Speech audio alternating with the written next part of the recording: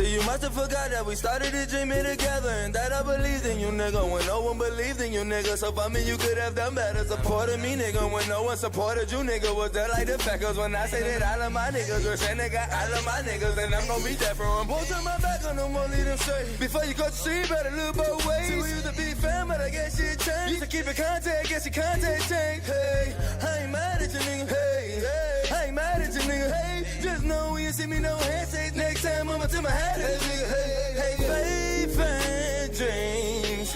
Life ain't what it seems when you want everything in this world. In this world, faith and dreams. Life ain't what it seems when you want everything in this world. In this world.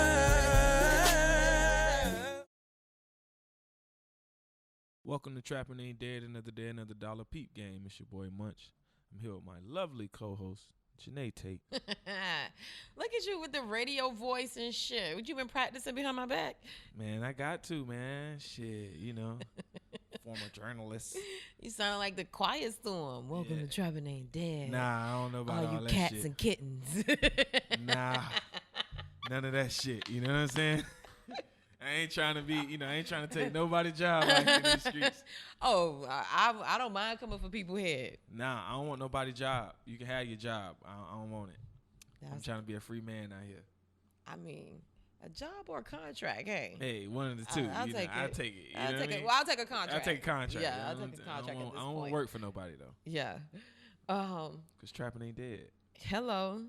Good seeing you. I know, right? It's been a minute. I know. Same here. I think that you've been out of town. Yeah. You can get, Trap baby get flued out, y'all. You know what I'm saying? You sound like everybody, of course, like in my circle, you're one of those people, and y'all like you'll be like, are you in town? And I'm like, yeah. And I'll be like, almost now. like, are you being shady? Like, Nah, bitch, I'm here. No, like literally, you got to realize, like last time we recorded, you was here, and then the next week you was out of town. Okay. It was a hurricane coming. The hurricane came. I think the hurrcane was coming like that next week. And I was like, well, we had Manny's in the wake of Hurricane Dorian. Manny still did his film series, Support the Real. Oh yeah. And then like literally, I think that was the Thursday before the Sunday. Reportedly, the hurricane's supposed to come. The whole shit pump faked. And then I seen you on social media talking about, man, I think I'm finna get the fuck up out of here. And I see when dog said she got a flight, I just was like, I can't even be like, so what about the podcast? You could have said, what about the Man, podcast? fuck that. But at the time, and all I thought about was Irma. And I was like, I don't want no parts of that shit, because I don't know if you remember, but that shit was miserable. Like, no power. Why you think I was out there walking and making sure people was fed and shit so I could take my mind off? You know, were the fact doing that. It was hot as fuck out there. You know what I mean? You sitting in the house, you annoyed. Like, literally. You annoyed. Time going slow as fuck. No work, nowhere you can't. So the bad thing about, people don't understand, like, because the crazy thing, my boyfriend, and that's the reason why, I get y'all on tea a little bit. That's the reason why I go out of town a lot now, because my boyfriend lives in the Northeast. So he doesn't get hurricanes. Yeah, because even when they have snowstorms, they still have power. I was like, nigga, no, we don't have power. And some people go like a week or two, depending on how fast or slow FPNL want to work. And I remember just laying in my bed during Irma and just couldn't move because I was so hot and I felt so heavy and so miserable. And I was just like, this is the worst shit in the world. And I was like, nah, I ain't doing this shit no more. The thought of that even possibly happening and you could get me the fuck up out of here, I'm going to go. So, okay. I guess we got to sympathize with those who leave, because I just be like, nah, man, you got to be a thug. You got to thug that shit out.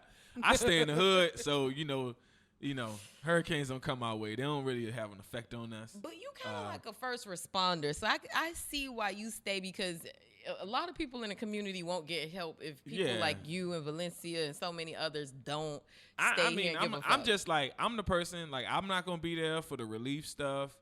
I was literally like, don't get me wrong. I went to the CEOC a couple days, but I wasn't there every day. I didn't really do as much as I usually would. I kind of like took a back seat. I had some other things going on. I had to take a back seat, kind of like contemplate what the next steps was going to be with some decisions I had to make.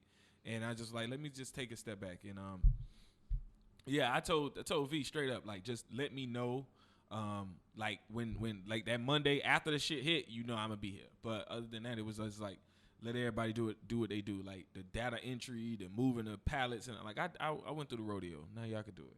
Like, yeah, no, I totally get that. And sometimes certain things change throughout the years where you just be like, all right, well, this year I can't really be here like I was before. And for me, it's a tough decision to have to make. You know what I'm saying? Sometimes it's just like, for me, it's like you kind of like shortchanging and skipping out on your community, or you know what I'm saying. And we always talk about who does the work, who doesn't do the work, and sometimes you get caught up in your own ego that fuck you up and have you out here killing yourself for some people who really don't give a damn about you. So I get that totally. Like certain things in certain places that I wanted to go to or get invited to, I'm like, no, I can't go. Like sometimes you got to preserve your energy, your peace, and say no. And sometimes it's more so you giving a lot of yourself, and you're like, well, how does this serve me? Like at this point in what I'm trying to do, how does this serve me?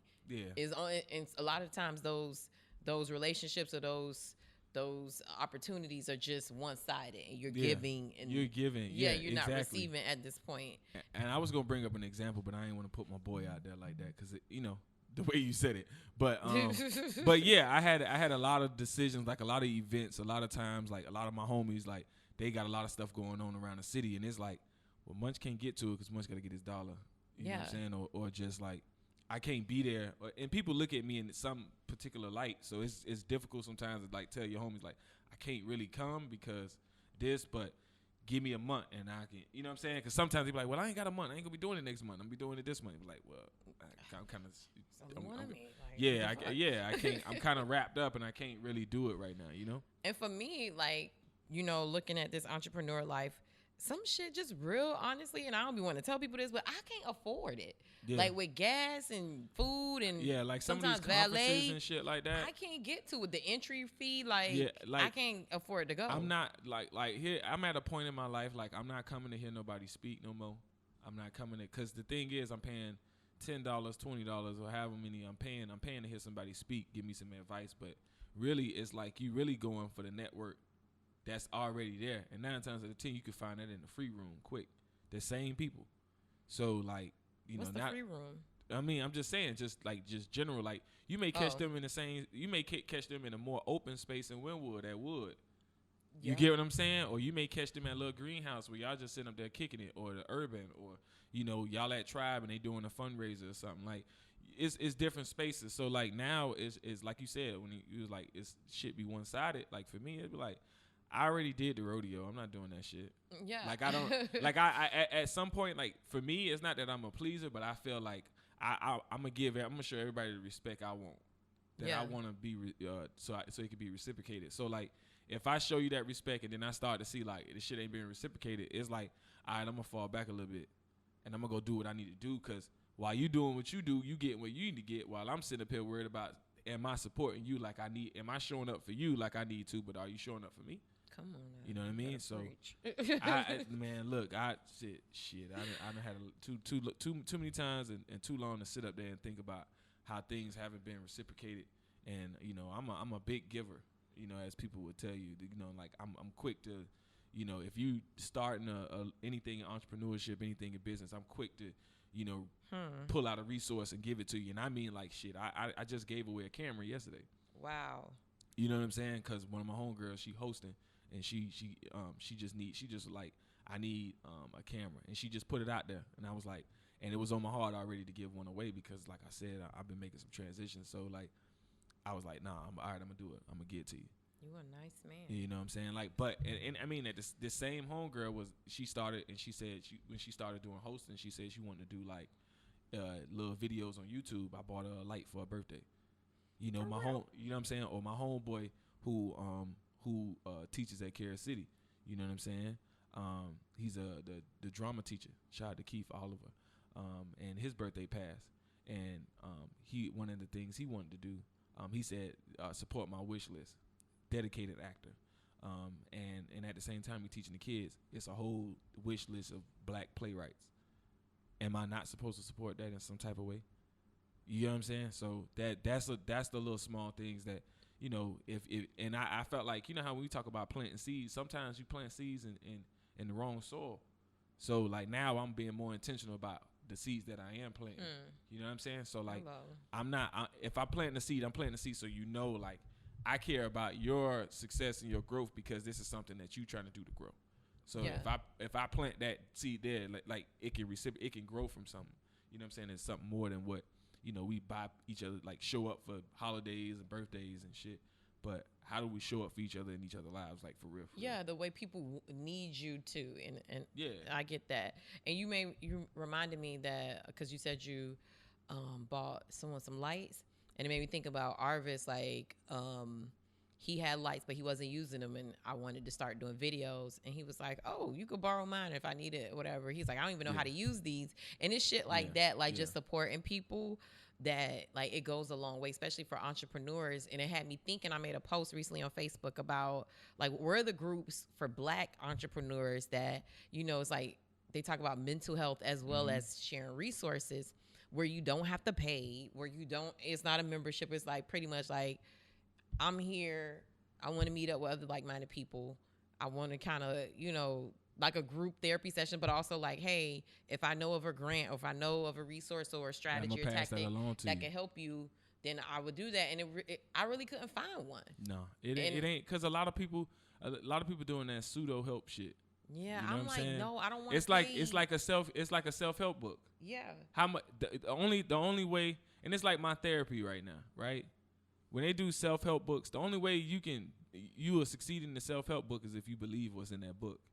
True. You get what I'm saying? So it's the same thing with when people come speak to you. It's like you take it with a grain of salt or however you take it. You know, you take what you take from it, and so that's how I look at it. Like I don't look at it like it may be there. It's just that what we looking for, that realness, that authentic realness, it hasn't peeked through yet. I think in business yet. I was thinking with a few. It's a few people who want to start it just based on my post, and it's something I was gonna bring to you too. But I was like, it's just something that I think is needed because a lot of people don't like to talk about when it comes to entrepreneurship is how lonely and how it could play on your mental capacity, just trying to create something out of nothing where your family don't understand, your friends don't understand, people like, well, why you want to do this and blah, blah, blah. And it's like, and then it's not like you got somebody in your family that you could go to and be like, hey, can you show me the game on how to do XYZ business? I'll tell you right here, right now, like my old boy had a business, you feel me? But me learning from him came from me observing him. It didn't come from him teaching me anything. You get what I'm saying? So when I started to do my business, it was more or less like, why? It's the same questions that he had, but I started to look at it like, okay, everything he went through, okay, I'm gonna go through it or whatever. But then you start to realize, like, you know, especially with what I'm trying to do, like people don't understand or grasp the concept. And then not only do they not grasp the concept, but sometimes, like, imagine the technology is like 5 years out. Like, for instance, an idea I had in 2010 about All Like Minds is now coming, like literally all the research and the studies for this type of technology that I was talking about was being done in 2010. So while I'm thinking about it and I'm wrecking my brain going to the fucking crazy house for it, literally it was all the research was being done. A lot of research also got done in 2014 when I ended up like I kind of like said, I'm not doing industry shit, like entertainment industry shit, and I'm going strictly to like community shit. And when I did that, it was more research that was coming out. So like I look at it like, you know, it's all about how you look at it. You know, sometimes it's like the technology ain't there, and then you have to talk to yourself and like keep prepping yourself and keep believing in it. And I think those are the conversations we gotta have because people talk about longevity and how long it took, or it took me 10 years to get to this point. It took me 13 years to get to this point. And then we don't really actually we don't talk about the grind of those 13 years. Yeah, like what did you do in them 13 years to get to that point? Yeah, and how did you make it through? What were the practices? And the only person I think I've ever heard talk about the grind and the ugly parts of their, like in like our network of people, a network of friends, whatnot, was Felicia Hatcher. That's crazy. I was thinking her too. I She's was the like, only when she talked about her having a popsicle business. She goes into it. You know what I'm saying? And talks about how like she went from popsicle like business to business like and failed. You know what I'm saying? Every last one of them. And she to me helped me accept failure. You know what I mean? like a lot of people sit up there and talk, but they don't get you to a point where you can accept the failure, because we're taught in this country, like, you have to, succeed. American dream, succeed. They don't tell you about fail in order to succeed. You know what I'm saying? They always talk about the dream of succeeding, finally succeeding at the end. Are you in her group, No Introduction Needed? No, I'm not, but I heard a lot of good stuff out of it. I'm currently decluttering, like, my life. So that includes, like, my personal life, my digital life. I'm just, like, decluttering, like, so I'm getting out of, like, a lot of groups and shit that don't serve me. So, but that's one you should join, because I seen some of the content that's been coming, like the confidence builder and stuff that she talk about, and like she's like, your genius zone, and I'm an epic expert at, like, she made us do these different exercises where you say, like, what you're epic expert at, and she's like, what's your Q4 goals, like, what's your theme, so shit like that. Like, she's been helping me with, like, having more confidence in what I do. Like, she's like, no, like, you did the work, you got the experience, like, be confident in it. And so I like that about the group. I'm gonna add you to it. Don't delete it. No, I know I get it, and I know I can see the post. So that you must be in a group. I feel like I added you. That's what I'm saying. I think either you added me, I went or through Felicia, and added or somebody, a couple of people. or She somebody probably added did. Me. Yeah. And because I can see it. I literally can see it on my page. So. Oh yeah, you wouldn't be able to see it. I don't think I would be able to see the actual post from people. It's a few groups that's out there now. That's been out there, that's been doing a few things. But, like, lately I just been, like, in my own, like, to myself. I've been on some. I need to focus. I need to isolate. I need to, just get off social media. The whole nine. We'll be here when you get back. The real friends will be here. Real family will be here when you get back. I know that's real shit. Like, if you gotta take a little break and people acting crazy, then they won't. It's more or less like I wanted to take a break, more or less, like, because I felt like I had a large issue based on basically in 2010, or from that transition coming out in 2011, coming out of Jackson Mental Health, I felt a large burden. I felt like I rushed myself back to normal. Like, I was racing myself back to normal, if that makes sense. Like, I got out, and based on, like, I was just trying to get back to normal. Like, I was in a state of denial, and I was trying to, like, just get back to normal. So whatever normal meant by society standards, that's what I was trying to obtain back again. And I think I went into this influx of being normal, of thinking that, what I'm going through, or what, like, me getting to the state of normal, but there's no such thing as a state of normal. It's like chasing a high. You know what I'm saying? So for me, it was just like, nah, I'm finna, so a lot of things I had to do was just, like, isolate, focus, and get off social media. And it kind of, like, calmed me to be like, no, that's what society wants you to do. It's not what, like, my natural pace. We get caught up in, like, nigga, you 30 and you ain't where you want to be type shit. You know what I'm saying? So it was just like, nah, you're normal. Like, you know what I'm saying? Like, everybody has an extent of crazy. Like, this is your normal. You know what I mean? And I had to accept. I had to really accept that. So, just trying not to, like, that was my biggest thing, like, racing the normal. But in other news, Luke, my main man, Luke. Yeah, let's get into some of these hot topics in the city that don't sleep. Yeah. So Luke took to his, I think, Instagram or Facebook, one of the two, I can't remember, but he went live earlier this week, and he talked about artists in Miami not getting their fair share. And I think this is the first. I found it funny that Miami is going to be center stage. We talk about we just had the Miami Entertainment Awards. Miami is center stage. Damn, I missed the Entertainment Awards. Yeah. And the thing about it is that it's like people are so, like J-Lo and Shakira. I think it's a big old thing when people think of Miami. They think of Hispanics, South Beach, and Café con Leche. I know, and bitch, it's a million of us here. And it's like it's black people here. Like, y'all gotta realize it's Caribbean folk here. And like, we built this shit. So it's like, I think it's part that I think it's a marketing and diversity issue, and inclusion issue. That's just more macro. But they don't think of us when they think of. That's what I'm saying. Like, we're not even a factor. Yeah, and I think with Luke, with Luke's whole thing, and Luke's whole thing has always been about like Miami artists, giving our artists a fair share. And he even named a couple artists that could have went, like a Pitbull could have went. And the reason why Pitbull could have went and we would have let it go and let it slide was because if you know the history of Pitbull's first album was what? Money is a major issue. Trap. You know, he was in the hood talking about hood shit. So that's what he came from. He came out of that same Miami. Even like when you talk about Miami bass, the DJ Laz's, Jam Pony Express, like all that came out of, you feel me? Like the crib. So it like we always had that Latin flavor, that, you know what I'm saying? Like we always had both. Latin urban mix. Black, like urban shit. We always had it with Laz and them. So like for me to see Luke talk about it, is like he's the person you need to talk about it. Like he was the right person to say it. And I thought it was funny when he was at the end, he closed and he was like, Jay-Z need to fix this shit. You know what I'm saying? Like, because at the end of the day, it goes back to what we was talking about in the last episode about Jay-Z and holding him accountable. And that's the first step in saying, Jay-Z, no shit like this can't happen. You know what I'm saying? So you need to jump on this, and they need to switch this shit out now. Because it is not so much because I said so. You need to explain to them who the fuck Luke is to Miami-Dade County. You know what I'm saying? And then not only that, y'all need to make sure that Shakira is not there. Y'all could have put a Pitbull on there. Y'all could have put a Rick Ross on there. You know what I'm saying? They could have put bigger people with a bigger appeal.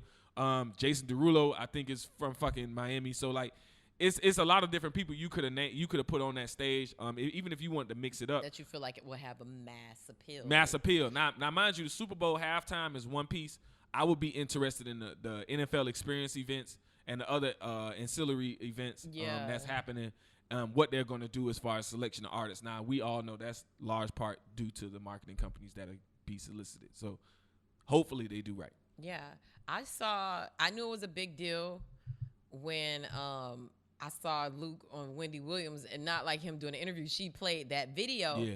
And she kind of like, I think she kind of agreed with him to a certain extent. I can't remember now fully the interview, but I also saw his post saying, I never performed in Miami Gardens before. Nope. And somebody was like, I feel like people were kind of like low-key calling out Mayor Oliver Gilbert. Nah, he wasn't. It's just... No, not him. People on the comments. Yeah. Was like, fix it. And to me, I was just like, well, Jazz in the Gardens ain't the same. Just that ain't recently kind of started letting rap hip-hop niggas come in. For real. Exactly. So I just think, and they was trying to go for a more clean cut type of vibe, even though the back section, you know, I call it the Bab. They had that section on General Admission. That is where the party is. Hey, GA, and we ain't talk about Georgia. Exactly. That is where the fucking party is. That shit, all of us say is the trap is on the left side, on the far left side, okay? Yes, it is. And that is the fun, and the shop wild ass open.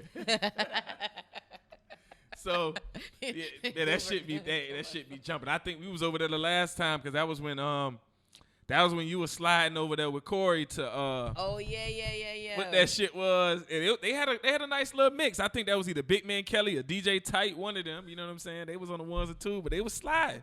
But do you think that Luke should perform at the Super Bowl? I think Luke is big enough to perform at the Super Bowl. I think he got enough viable hits. I think him talking about the history of Two Live Crew. When you think about Miami-Dade County, you talk about you can't come to Miami and not think of Luke. Come on now. You know what I'm saying? You can't pop that. Don't. You know what I'm saying? That's our culture. You can't come to and I think they won't give him a shot because of, you know, Me Too movement and women and womenizing and all that type of stuff. First of all, look. As the woman. Yeah, trust me, I know, but did Luke have a gun? He wasn't R. Kelly people. Yes, some of the lyrics were problematic. It was the time, but please believe. I know y'all. They play that record, and all us is finna fucking drop and twerk, and we before it was called twerking in Miami, we called the booty shaking. Okay, yeah, we were all booty shake and cry baby and all type of shit to that shit, and I don't feel. No, that's what I'm saying. I get the national conversation the national I think it's been a lot of people saying they want to see that. Like I heard this morning on Hot 105, Kimberly Whitley was like, I want to Luke to perform at the Super Bowl. Yeah, I think that. What I'm saying is not. I think with the climate with the NFL has received a lot of a lot of flack because of their stance and their position on the issues at hand and not being able and not doing things like not being active, especially with this new thing with Antonio Brown, AB, and him with the women. So to solicit the prayer warriors for this nigga. I hope he got a good little I hope he got a good little Zoe lady somewhere. Cause he gonna need it. He gonna need every bit of it. He need the Zoe lady and what the Santeria. You need the all it's that all shit. The same shit. You need the what's them little them fucking stores you go in and buy all your little candles and potions and shit. They need all that shit. Mystic shops and all that. But yeah, they need all that. That's just my hope, my spiel. I hope that some surprises are there and we get to see Luke and Trick and Trina, if not all of them, at least somebody that's really a key staple in Miami music. Rick Ross, Flo Rida, some Pitbull, somebody from Miami need to come up there and perform. I won't be happy if I don't see that. I think, and last but not least, but I know he said Pitbull, he named Flo Rida. I think he named Ross, but to me, I'm not saying not trying to diss Ross, but Ross is like more like he's in a section, like he's rap. That's big boy rap. You know what I'm saying? Not saying he not crossing over, but Flo Rida, crossed over. True. You know what I'm saying? Like Pitbull crossed over. So I feel like those two is like more of something that can happen. That's true. Now here's the thing though, because I think the Super Bowl has been in New York recently, right? Yeah, I believe so. Did they have Jay-Z perform? No, he's never done a Super Bowl. I don't believe so. But here's the thing. Okay, so interesting thing about the Super Bowl, right? These artists beforehand weren't getting paid. Mm-hmm. Right? They weren't. So that was the biggest thing, like with Jermaine Dupri and all the rest of them was like, oh yeah, the artists don't get paid for that halftime Super Bowl performance. They get exposure. The same shit that y'all niggas down here be trying to talk. That crazy shit y'all niggas be trying to talk to get artists to come to y'all fucking show. Y'all make money. With they 3 walk people. Home. And no, they fucking get people to come to the show, but then they say the artist gonna be there for exposure. And then next thing you know, they fucking bring a crowd, but they don't get no equity. You know what I'm saying? So it's like the fuck exposure is it? If I brought 20 people to your crowd of 10 people, I got that made it 30. Like, but I don't get no cut from that. You know what I'm saying? So that's my spiel. Interesting. Well, we'll see what that's gonna be about. Jay-Z fix this shit. Yeah, Jay-Z fix it because we don't want the problems with Luke. Switching gears to everybody's talking about the hug seen around the fucking country. This Amber, I can't even think of the bitch last name. I don't even know her last name. We just gonna call this whole Amber. Botham Jean. Yeah, I thought it was Gotham. It's Botham. Botham. I want to get his name right, but because I think I heard the brother say Botham, and not Botham. How I thought it would be. How you feel about that? With the brother hugging the lady, the girl who actually killed his brother. I made a Facebook post earlier and I was just like, to me, forgiveness doesn't mean compassion. And I really feel like, and I made a talk about the church and Christianity. Like, I feel like black people we take shit too far and we like misunderstand what the shit really mean. Like, you could forgive her. Honestly, I wouldn't forget a bitch, but you could forgive her. But to have compassion for somebody who shot your brother because he was black. That's the reason why that bitch did it. She was scary white girl and shot him because he was black. And I would not be hugging this hoe. No. Yeah. No. I'm going to have to agree with you on that. But here's my thing to play devil's advocate. I don't know. What? People grieve different. And there are different stages of grief. And I can remember, I know depending on who has died in my family, my grief has been totally different. Right? Not to say that, you go through different stages. You go through anger. You go through sadness. You go through regret. You go through the forgiveness. You know what I'm saying? You never know what the real issues was between him and his sibling either. So it's just like, to me, I seen a brother that was grieving, and that's the way he chose to grieve. I felt like, I often feel like it's not my place to kind of like judge people in a moment like that when it's grief, because it's his grief, like that's his moment. You get what I'm saying? Like, even though, like, when we look at the bigger issue and we say, hey, you know, yeah, the white lady killed the black man, walked in his house, shot a cop, can walk in the house, shoot a black man, and get off. But if he would have did it in the roles reverse, which we all know, he would have got the fucking electric chair, right? So I don't know. It like, when I seen it, immediately the first thing came to my mind, no bullshit, was like, that brother grieving. He's really grieving, and who are we to kind of like persecute him for the way he chooses to grieve? But do I agree with I've done it? I literally was laughing while watching the video. I'm just telling y'all what I felt a mix of emotions. Like, I was laughing because I was like, man, this nigga a fucking goop. But then, but then on the other end, like, you know, when you sit up there, you see something in the moment, like, initially you're like, what the fuck? But like, literally immediately in that same moment, because I've had, you know, you know, sitting here with gun violence, you know, black on black crime, and we've seen victims, or we've seen the shooter's family try to reconcile with the family of the person who got who lost, you know, child lost their life, or the victim, right? Let's take the boy that just died in Miami Gardens, the football player, Joshua Akram, Josh Ankrum or whatever, right? So you take him, right? His I remember being at, shout out to Star X did a Memorial Day visual for him, because he died around that same time. So that Monday, which was Memorial Day, they memorialized him at Carol City Park, right? And I never forget that the parents actually of the shooter actually showed up because they were friends, right? They actually showed up and like, the mom was like, ain't having it. And what surprised me, it was like more of the father was like, nah, let him be, because at the end of the day, like, they grew up together, and it's like what he did ain't, you know what I'm saying? Like, and that's how I looked at it. That's different because that's the families. But for him to go and hug the woman who murdered his brother, and you know, I get your point totally about that's how people grieve and we can't judge them. I'm totally judging Buddy, and I mean, I may sound like the most terrible person in the world, but I just feel like, I think, to me, that is the misinterpretation of Christianity to me, and I think it doesn't serve us. I don't think that imagery serve us at all, because, you know, what it shows to me, to white America, that we could do anything to y'all and y'all gonna always forgive us. Y'all gonna always be okay.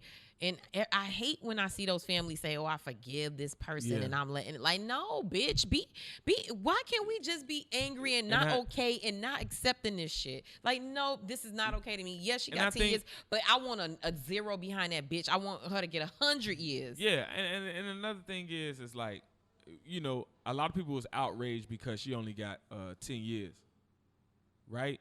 So well, that wasn't what I had a problem with. So they was outraged because, man, the bitch only got 10 years. I got an uncle did a blue collar crime, got 15. Please, my stepdaddy been in jail for 20.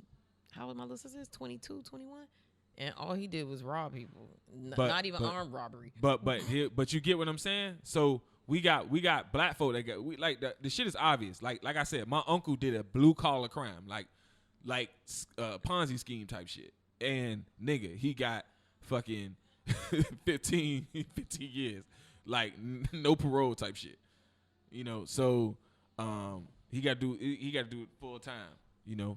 That ain't gonna get caught up in here. I ain't worried about it. I just, to me, honestly, I didn't think they would.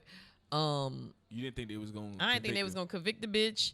I didn't think she'd get more than a year if she did. So I was like, oh, bitch, they gave somebody some time and convicted them. So that wasn't a part. Once everybody came out with their think pieces and their talk pieces, their opinion pieces or whatever, I was like, okay, I get what y'all saying. But honestly, when I first read it, I was just like, I'm happy we even got that, because we all know how they do us when it comes to shit like that. And, you know, I was kind of like upset because it's like, no matter what you do, whether it was a guilty verdict, whether it was an innocent verdict, somebody was going to be upset. And I think, like, when I seen people saying, damn, only 10 years, it's like, bitch, like, you remember when motherfuckers weren't getting convicted? Come on. That's why I was like, you know I was happy with that. And so some people was happy, but for me, it was just like, I always want to drive the point forward that laws get passed while we make posts. I saw your post about that, and I was like, you people be complaining, but they don't want to vote. They don't want to vote, and that was basically my whole big. That was what the live was about that I actually ended up taking down, probably like 2-3 o'clock in the morning. It's my thing is, we don't want to vote, and we don't participate in the legislative process. We wait till Killer Mike say some real shit at Revote. We listen to all these niggas. Candace Owens, y'all think that Candace Owens was saying a whole pile of fuck shit, but she wasn't. T.I., y'all felt like one over here. You know what I'm saying? Like, we got into the semantics of that conversation instead of the real deal solutions or the issues of that conversation. Get your ass up and vote. Yeah, and the thing is like one, and not to mention my boy Steven was up there with Trap the Vote.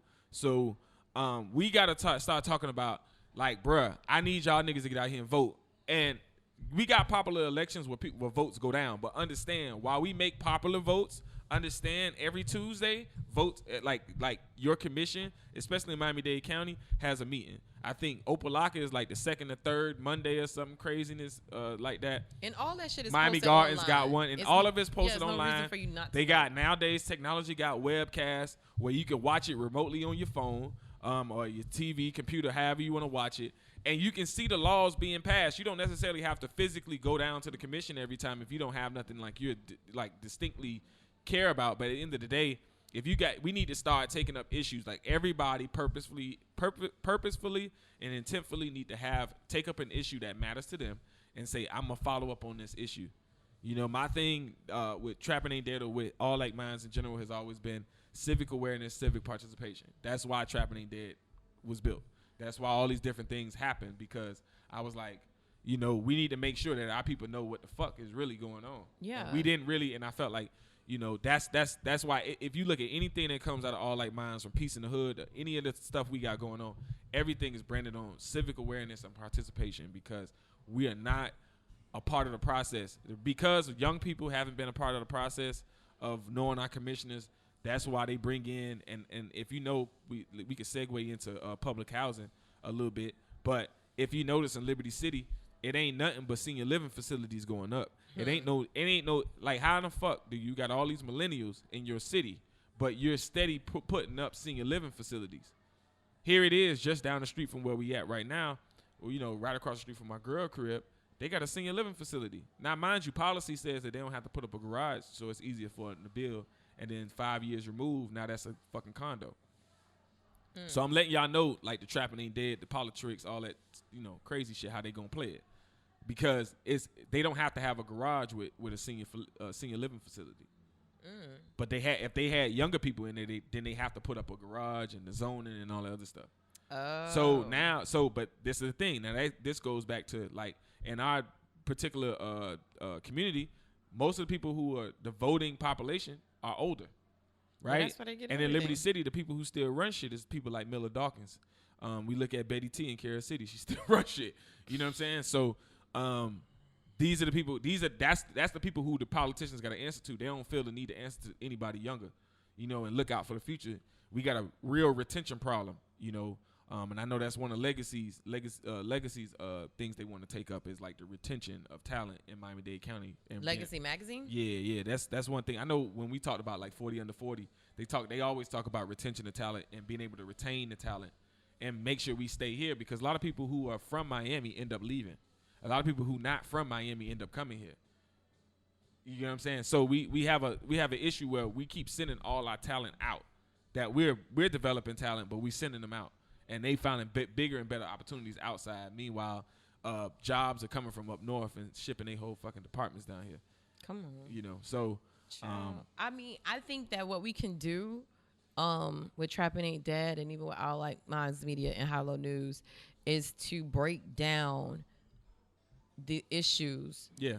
And even like break it all the way down to like, okay, this is how you get a law passed in the county. This is how you get a law passed in. This is how you do this. It's like, because I honestly feel like people aren't engaged because nobody's talking to them on their level, they don't understand it. It seems like something that's so far away from their scope of things when you really could be like, no, bro, all you got to do is do this. Yeah. And you could get it done. But nobody's breaking it down for people so they can understand. Exactly. So we got some new content that's going to roll out. I've been working on behind the scenes. And you know, with Peace in the Hood, we got some things that's changing. You know, some things we trying to, like, you know, transition into. So one of the things we're going to do, and I'm announcing right now because I can, when you're the boss of your own shit, you can do that, right? we switching out Peace in the Hood, and we're going to change the name of Peace in the Hood to Questions Need Answers. Questions and what? Questions Need Answers. Q&A. So we've always had like an open forum, educational piece, right? With the forums, interactive interactive workshop with the forums, and now, like with the new one, we on October the 17th, we're gonna be doing what's called the Dollar Trap workshop in collaboration with New Florida Majority, Nubian, April out of Jacksonville. She came up with this concept to do the Dollar Trap workshop to educate people about court fines and fees.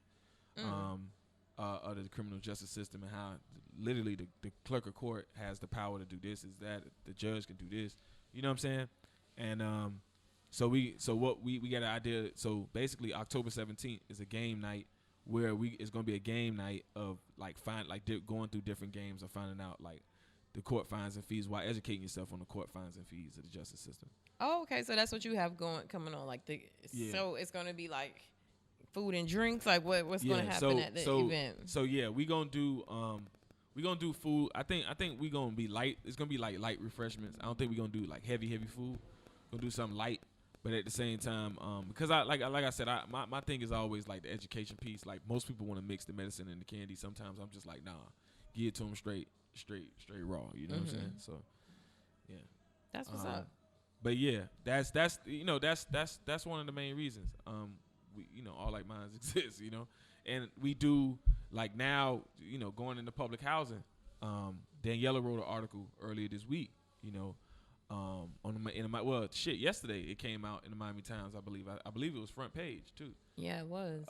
So talking about public housing and how public housing was going out, and we've talked about this on the show many times about public-private partnerships and public housing going out and vouchers coming in. So what that means is they're privatizing. Basically, when we look at gentrification, when we look at housing and all these issues, you got to understand there's a difference between what the feds do, what the state does, and what we have locally, right? So, literally on a Fed basis, the federal policy, the federal governing body is HUD, Housing and Urban Development, right? That's where Ben Carson is over. So for y'all who need to know, Ben Carson is over housing and urban development. A fucking medical doctor, neurosurgeon, is over housing and urban development. Just put that two and two together. Because he's black. He just need to be somewhere in some science shit. And the only reason he's there and they put him in that position is because he, quote unquote, grew up on Section 8. So here's my thing. So with that being said, it's a federal policy now. If you know anything about government is trying to get away from big government, meaning that they don't want to pay for all the social programming because they don't have the money, and it's too big of an issue for them to fix it themselves, like, and really fix the problem. So they rather privatize the industry and develop research to privatize it and find private solutions for it, and basically outsource social issues, social programming, so social welfare programming at that. So housing and urban development has this new thing called rental assistance demonstration, which basically is now going to be privatized. That's what Section 8 is. Like, it's going to be privatized. So basically, public housing, it used to be you got the housing projects, and then you got a private building that offers Section 8. They all finna be private buildings that offer Section 8 vouchers. But that's what I'm saying. And after a while, the Section 8 voucher is going to be out. So in what Daniela talked about in this program was, in the article that she wrote, she was talking about Annie Coleman, which is over there. There's a couple different Annie Coleman sites. One of the Annie Coleman sites is Annie Coleman sites is PSU. I think another Annie Coleman site is the Rockies. And then you got further in the sub, you got some more Annie Coleman or whatever. So, and I think that particular Annie Coleman 14, if I'm not mistaken, is right behind where Edmondson's old office used to be at when they moved out of the Caleb. So, and they saying that basically a lot of these areas are getting shut down because of crime. So, but what are people supposed to go? Yeah. So it's and this is just affordable housing means market rate housing, which basically means the public government is not going to be paying to subsidize your house or where you live. Now it's on it's literally going to be market rate. Hence the reason the Beans is public housing, but they rent is $1,300 fucking dollars in the Beans right now. Yes, for I think it's a 2-bedroom. You talking about the new Beans, the new Liberty Square that's getting put up. And see, y'all gotta understand. So how much is the vouchers for? Exactly, the vouchers, the Section 8 vouchers, basically, cut in. So, but it's not gonna be the same amount. It's not gonna be like you paying $8 for fucking rent like y'all used to. Wow, so the vouchers. I mean, I did rental properties before, and people was for Section 8. So some of them like $1,000 to $1,400. Yeah. So it's gonna be all pretty much they little money. Yeah. Interesting. You get literally they're privatizing housing. Like just think of they're privatizing public housing. But the thing with that is, with public housing, they pretty much accept anybody. With private, we don't want you in here. Exactly. So where are those people supposed to go? So then the requirements start to change, right? Mm-hmm. So one of the issues, and this is why when we just segueing into topics, Brian Dennis dropped an article yesterday on me talking about Keone McGee, right? So God. He talked about Keone McGee and some of those same what Brian Dennis' issue with Keone McGee was about some of those same policies that have affected us, right, in the past, being that if one of them he said was that if your child is living under public housing and we basically paying for you and your family in there and he's known to have a firearm or known to be this person, well, it's multiple families. I mean, it's the same family could be in multiple units. Yeah. You feel me? So now you talking about getting them kicked out, getting the whole family kicked out. Like the auntie may get kicked out because her nephew did something, but that motherfucker don't even stay with her. Yeah, I don't feel like that's the best solution to it. I'm not sure what Keone proposed. I didn't look it up. That's a standard, and that's and I'm gonna be fair. That's not Keone speaking. That's when Lincoln Field basically down the street had an issue. And they're a private building. That's what people don't know. They're private. They're private. They're not projects. They're private apartments. So, but they have Section 8. They do offer Section 8. And a lot of people in there are Section 8. So, with that being said, I never forget, but I remember when they switched management, like property management companies. And when they switched property management companies, one of the things that they said that you couldn't come in there. Shout out to Madam Holmes, because she was in there. That's the day when she tell y'all she got her ass beat by police, I was there. It's real. She literally helped organize and get those people with housing assistance, and they was kicking out anybody who ever been to jail. Period. If you ever went to jail and got a felony, you was getting kicked out. You had to pack your shit. You was getting evicted. And it was unfair because some of these people who had felonies had 20-year-old felonies. Wow. 10-year-old felonies. So it's and no other offenses whatsoever. So it was like, why are y'all giving me, why y'all kicking me out? I haven't done that. I'm a law-abiding citizen. Even the person who was over, I guess, the Lincoln Field Tenant Council, right? He's a former felon who became a carpenter, and they were trying to kick his ass out. So, you know what I'm saying? It's crazy. So we got to really pay attention to the issues. And that's why, I get so frustrated. And I say, while we make posts, they making law, they pass laws while we make posts. Where are the people supposed to go? And I'm concerned, what are the action steps that people should take to kind of fight this? Because this sounds crazy. One, you got to educate yourself on what are your rights. You feel me? Like, what are your rights? What are your property rights? What rights do you have in this county? So you got to understand the county charters and different things. Also, we gotta start aligning ourselves with these different groups, even though they don't have time to do shit, but it's neither here nor there, And it's real hard to kind of like find out, because even me, I get a call here and there. NAACP is working on. I know NAACP works around the clock. Daniela Pierre is, I think, the housing committee chair. So, holla at Daniela Pierre, NAACP. They're fighting tooth and nail behind the policy issues. And they have been for some time, for a long time. But as far as like getting the word out and the word really getting out there, I think it's just not spreading like it needs to be. It's always like that small group of people doing what they need to do to get shit done. But then, it's so much work to be put in trying to stay on top of these people and watchdog these people. There's not a lot of work being done to reach back and tell everybody else what the fuck going on, I think, in the article that I read, she said that the people aren't going without a fight. So I think we need to figure out how we can support them. And because honestly, the thing I feel bad about is a lot of times when you hear about these things in the news, it's almost the point of no return. Yeah. Like you can't even do anything because the policy has been placed. It's law. So it's like, what can we do? What frustrated me is that I literally walked those streets in the Beans.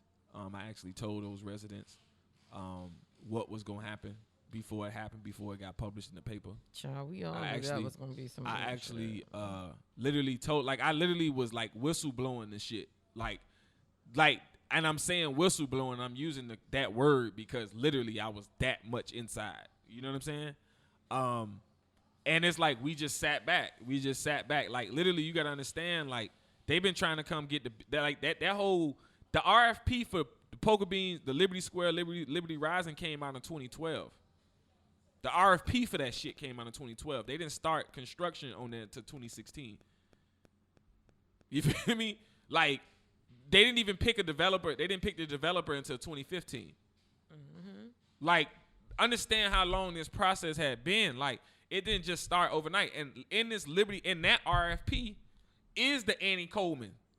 You feel me? I remember that. And I was like, where them people finna go? Yeah, all that is in there. All Liberty City Rising, it was talking about the whole Liberty City. It wasn't about just Liberty Square. But when did people get outraged? People got outraged when they seen the first bit of beans getting the first building in the beans getting demolished, and then people got upset when the numbers came out talking about goddamn the beans rent was gonna be $1,300 fucking dollars. That's when everybody got upset. Explain that shit. Like, why are we waiting so long to get upset? You know what I'm saying? But like you made a good point. It was definitely public knowledge because wasn't the plan with the Beans to relocate some of those people to Annie Coleman, right? So no, it wasn't the Annie Coleman. It was they were gonna go to what was called Lincoln Gardens. Yeah, they were Lincoln gonna Gardens, build a temporary build a structure for them to go to while they build. Yeah, they were gonna build a temporary structure, basically. Basically, they were going to build more projects in Lincoln Gardens after they had tore down and displaced them same people in Lincoln Gardens and put them in the Poker Beans. So let's talk about it. So they took them people out of Lincoln Gardens 20 years prior, took them out of there, moved them in the Poker Beans together. That's why half the beef started. You feel me? Now you telling them people that they're going to have to go back over there in the sub. And our whole biggest issue with that was, look, at that time, the Beans and the sub was at war.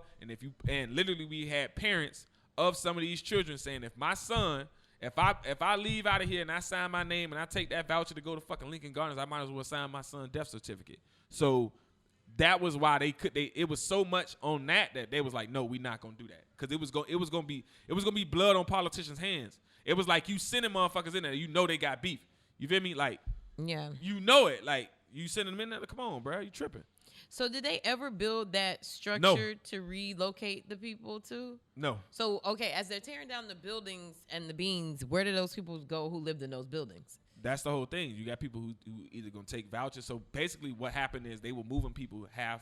So it was a lot of vacant shit in the Beans. So you got 1,500 units, only 300 units, 3 to 500 units that was actually being occupied. I think it was 350. Like the closing number. Oh, so they moved them. So they were moving them in tiers. And then when the new one come in, they'll let you come in. Yeah. If you exactly. If you qualify, and basically the qualifying process was done in 2016, and you had to have your name on that roll in order to come back in there. So like because you had to qualify. Guess what? Locally by HUD standards. So you see how the local ties back to the federal and the state. So when we talk about gentrification, y'all gotta understand these are policies from the federal fucking government that trickle down, and our government decides to deal with them in the capacity that they want to deal with them in. You feel me? But we don't pay attention because, you know, it ain't Future and his baby mama. It ain't, you know, it ain't Breakfast Club saying this shit. It ain't somebody of popularity and value saying it. So like, you know, we just pass over it. Attention to it, it's too late. You know, and really the people who are the messengers, like, will be okay. Like I ain't. You know, I mean, it's like I care more than you do. I'm gonna be honest. Like this, my whole I'm born and raised in the city, so for me it's different. It's like this my fucking life, yo. This is like when I see Liberty Square being taken away, I'm looking at it like, man, Liberty City gone. Fuck the bullshit. We all know, like that's the heart of the city. Like let's not try to act like it ain't. You feel me? The Beans is the heart of the city. Once you take that shit, you might as well say ain't no more Liberty City. You feel me? And you know, because every one of the other projects around there can get cherry picked. It ain't nothing but 1 or 2 buildings. The Beans was actually big as fuck. That shit from 62nd all the way to what, about 64th, 65th. You feel me? Yeah. From 12th Avenue to 15th Avenue. You know what I'm saying? You take Lincoln Field. Lincoln Field is only from 19th Avenue or 20th Avenue to goddamn it's from 20th to 21st. From 61st to 64th, but it's smaller. You feel me? You know, so it's only 2 blocks wide. You take PSU. You feel me? The only thing that was as big as the Beans was the Scots. So you get what I'm saying? And they had 2 sides. So you know, even with the new structure they built up, you feel me? Like. They got Wi-Fi over there. They got certain amenities that you can rave over, but other than that, like, we know what time it is. They coming for our shit. I like the new Scots. Yeah. I was trying to move in over there. yeah, it ain't too bad. I know a few people over there. Me too. You know what I've I mean? been in one. It's nice. I know.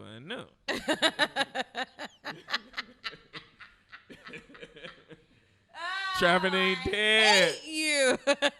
Trap Bay. I had to send it in there for a mission, you know. It's gonna fucking kill you. But moving along, get my tea on the World Wide Web. Hey, at least we ain't live, man. I don't give a fuck about these people. It's a new me. I'm like more confident. Like I'm like, my shit is my shit. I do what I do, and the good thing is my boyfriend doesn't give a fuck about nothing that goes on in Miami. So I'd be like, I'm good. That's why I talk my shit now. Oh, you living one of those lives. I need to be like you, boy.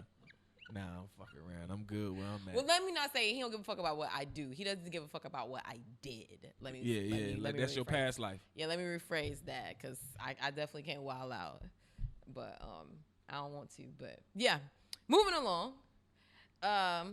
Reform Her happened yesterday, right? Yeah. And surprisingly, no, that was Tuesday. I'm sorry. Tuesday, yeah. That was Tuesday. And I happened to see. I knew I probably would see you there, but I came to support what they were doing. And anytime I hear those stories about incarcerated women and what they go through, like I literally want to fucking bawl and roll up in the corner and just cry because I don't even think about what a woman, like, to me, even men in jail is like horrifying. But what a woman may go through in jail, like in those different things, like I don't think about as a woman, it hits me differently. Like to me, I say like I'm scared of like Chucky and all those things, but a horror story for me would be put me in jail. Like that is, I used to have anxiety about it as a kid. Like I never want to go to jail. I ain't gonna flex. I always been one of them niggas who was like, man, I want to be a gangster, but gangsters don't go to jail. So I don't like being told what to do. So like I remember being like going to jail once, and I was like, yeah, this shit ain't for me. Oh my god. And I think that was like, nah, I don't want to be a gangster no more because that's a possibility, and I don't want to roll them dice. Like I just don't want to be told what the fuck to do. You know, and that's a whole, not to mention that's a whole different environment. Like that's That's a whole different environment. A lot of niggas don't make it up out of there. That movie was a horror movie to me. Like, it was like fucking anything you could see on Friday the 13th, Halloween. Like, that shit was a horror movie to me. Because the thought of you being thrown into this fucking crazy place with being innocent and just knowing what goes on in there, like, I was just like, oh my gosh, I never want to go to jail. And so to me, when I was hearing these women's stories, not only do you have, like you said, being told what to do and being restricted and being away from your family, like, things that we go through as a woman, like your period and maybe even having fibroids or just different things that we go through is like being a woman is we have all type of shit that men don't understand. And to go through that in jail, like, to me, the thought of not having adequate sanitary napkins and protection for stuff like that, because shit happens when you just a regular woman in life and you like, oh my gosh, I want to kill myself. I just couldn't imagine not even having those basic things like soap and lotion. And it's like, who thought this was okay that human beings didn't need this? Who thought this was okay? You know what stood out to me in that whole conversation? Because it was a lot. So let me explain that, I guess, first, right? So the Reform Her Symposium was put together by the Dignity Florida Coalition. That's comprised of Valencia Gunder, who was, of course, my best friend, who was on the show. Yeah, friend of the show. Trey Mason, who basically organizes and does a lot of the grunt work. The thin woman with the locks? With the locks. Oh, I loved her. Yeah, Trey. She's one of the main people. And then we have Nubian, who will be down here on the 17th helping me with the Dollar Trap workshop, who's also a part of that coalition of getting policy passed. The main thing is they passed the Dignity for Incarcerated Women Act, which basically is a provision by the state to make sure that prisons that have women populations make sure that women have adequate sanitary napkins, supplies, and things to basically live in basically have a quality of life while in jail. You know what I mean? But that ain't and even dignity while in jail. That should be common sense you things get what that I'm should saying? happen. It's almost like saying you should have food. You get what I'm saying? Like, yeah, I should have food. Like, this is something as a woman you can't control. Like, I can't control how my body functions, and you won't even give me the proper things to take care of it. I remember talking to a friend of mine who's a correctional officer, and who's been in the system for some time, and I talked to her about this particular issue, right? And I talked about how she was like straight up. She was like, the state don't even have, like, sometimes as a woman, she's like, it's hard because to tell another woman we ain't got no more, but realistically we don't. So it's like, what can you do? You get what I'm saying? Is there a way you could, because that we don't have to donate or do anything now. Now they're going to make sure they have. Yeah. Because I heard a story V was saying at the event, and she said, like, the girl got, I think, tampons or pads, and she was like so excited and cried. Yeah, because they have to literally stack. They have to what they do called stack the pads up, like use pads to quantify their period and show that they use all their shit already and they need more. Oh, that's what that lady was saying? Yeah. I heard her say something about a used pad, but I didn't know what she meant. Yeah. Munch, are you fucking kidding me? Nah, I'm dead serious. So you have to keep them? Yeah. You have to keep them, and you have to stack them up and show them people that you bled. And yeah. It's What type of it's some of the stories, like some of the stories I got shit on tape, so I know for a fact some of the stories I heard is crazy. You remember when we had B on the show? Like, I was in here, like, I was physically uncomfortable hearing that. I was like trying not to cry, like thought of this. Oh my god! But you know what stood out to me the most about that symposium? They brought a lot of guests in, and one of those guests happened to be Alice Marie Johnson. Alice Marie Johnson, most notably, I think, was the person who got out by way of Kim Kardashian. Oh, that lady. And she was awesome. And she was awesome. And one of the things she said was that because the symposium talked about the ripple effect, which basically talked about the effect that it has on the kids and other family, and how recidivism is real, and how if you go to jail, then it's a good probability that your child will go to jail, or you know, a close relative will go to jail. And one of the things that I felt like, and on the last one, she talked about, like, you know, the last panel was about like getting out and transitioning back into society, and she talked about, and they kind of like slipped back into talking about, you know, their experiences of being mistreated inside and having dignity inside. They say, and she said, man, women don't come into, most women don't come into she's like, women who pregnant and had a baby in jail don't come into jail pregnant. What? She literally said they don't come to jail pregnant. You feel me? But shit, they been in jail a whole year, and then 9 months out of that year, you got a baby. Who are you fucking? Yeah. So the guards. Yeah, they're getting raped. They were saying like getting raped and all type of shit. Or just having no. Or just having relationships. No, they getting raped. Like, oh God. So it's and I took that as something like it slipped though. It kind of slipped everybody's mind, like when she said it. It was like one of the moments like, oh, we got it. Like every woman in the room got it, but I don't think every man in the room understood. You know what I'm saying? Because I looked around, I was like, where the niggas at with this? The niggas pressure checking. Niggas like It just went over their head, and I just like, what the fuck? And I wanted to blurt out, but you know, sometimes, you know, I was working. I was on that. I was getting that contract. You know what I'm saying? So I had to compose myself. But it's like because it's like, who gives a fuck about the women who are so-called criminals, the low underbelly of society? So who cares if they're getting raped and mistreated and have these inhumane, subhuman conditions? Like, who speaks for them?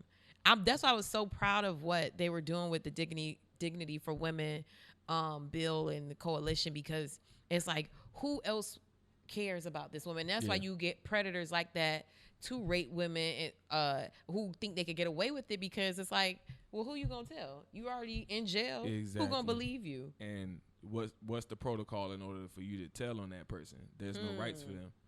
Oh my God. So you get what I'm saying? So you can go tell somebody in the jail, but it's the institution. Exactly. Who gonna believe you? Who gonna take it seriously? Who gonna exactly? And how can you know what I'm saying? So it's a lot of bureaucracy, and primarily black women in jail too. Yeah, the least respected and loved person on this fucking planet. And one of those people that we gonna start a movement for is Miss Gloria Taylor. Been locked down 30 years for something she ain't do.